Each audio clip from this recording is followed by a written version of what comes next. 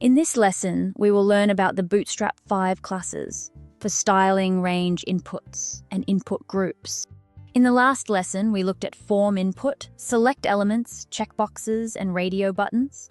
Within a form, there are several elements for collecting user input based on the type of value expected.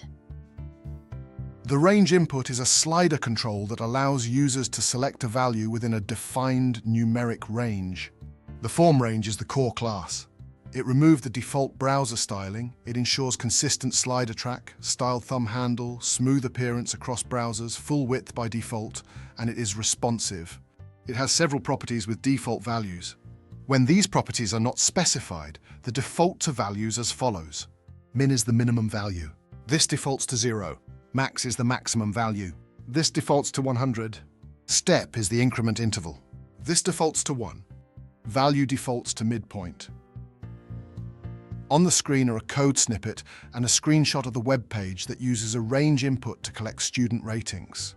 Notice the styling characteristics of the form range. Bootstrap applies custom track height, styled thumb circle, smooth hover interaction, focus ring, accent color based on theme. Take note that Bootstrap does not support vertical sliders by default. Common use cases of the range input: volume control, price filter, rating systems, percentage selectors, and opacity controls. Range input limitations. It requires JavaScript to create a value display. Bootstrap has no built-in value display. Labels must be manually added as Bootstrap has no built-in labels. It has no vertical style.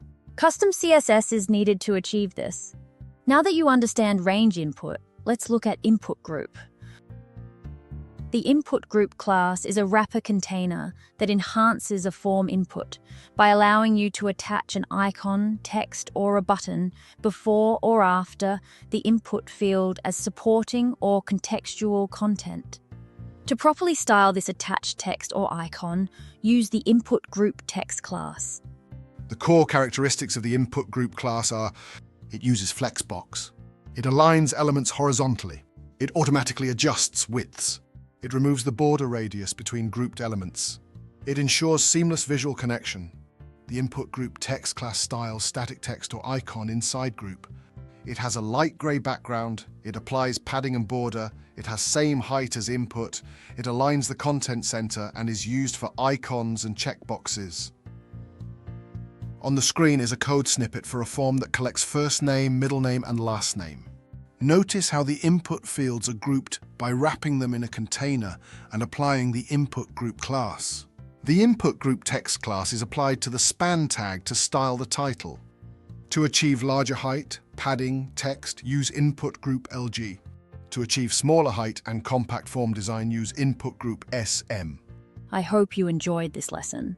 If you did, give us a like, leave a comment, or subscribe to the channel. We appreciate your support. Hope to see you in the next lesson.